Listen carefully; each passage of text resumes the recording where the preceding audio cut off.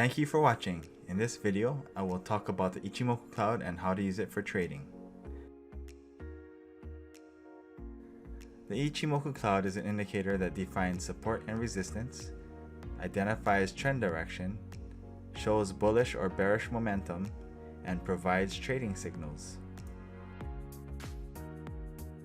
There are 5 components that make up the Ichimoku indicator.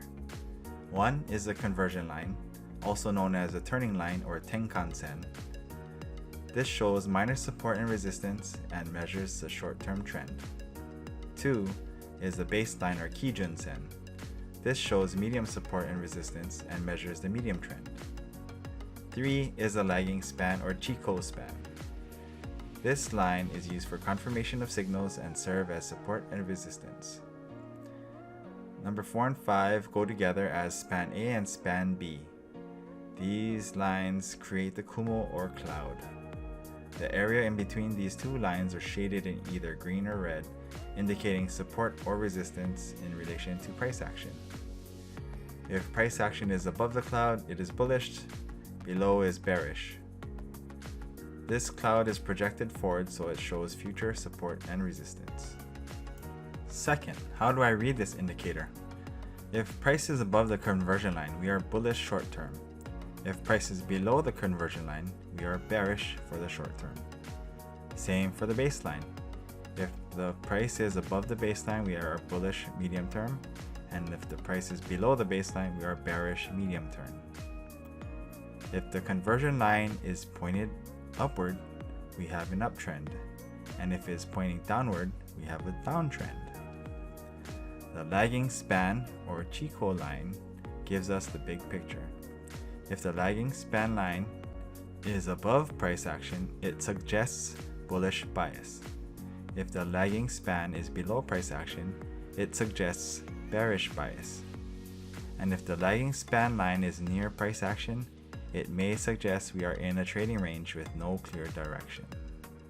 The Kumo or cloud tells us we are bullish if price action is above the cloud, and bearish if price action is below the cloud. When the cloud is wide, then support or resistance is stronger than if the cloud is thin. We never trade inside the cloud because it is giving no clear direction.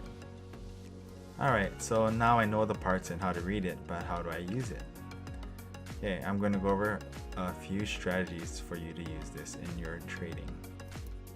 Strategy 1 is using the crossover of the conversion line and baseline with the lagging span as a filter.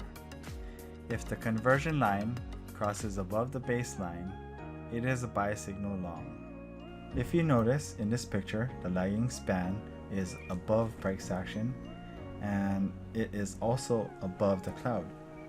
For this strategy, you want to make sure that both signals align. So the conversion line should be crossing above the baseline, and the lagging span should be above price action if it is going to be a bullish trade. As you can see in this chart, the signals also work in reverse. If the lagging span is below price action and the conversion line crosses below the baseline, it is a bearish trade or buy signal short.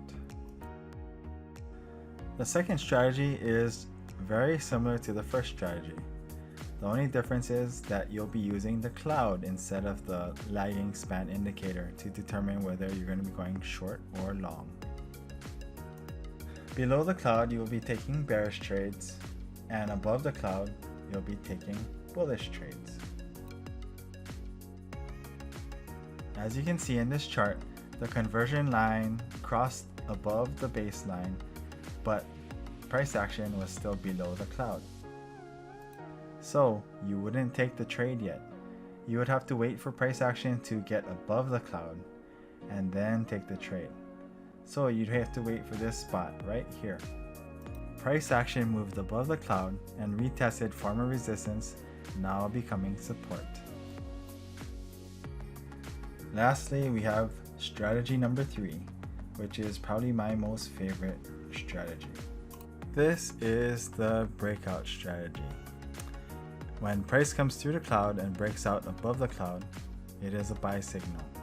When price enters a cloud and breaks out through the bottom, it is a sell signal. Here's another example of the cloud breakout strategy. This was a significant gain on GameStop, ticker GME. Be careful in non-trending markets because this indicator will give you a lot of false signals.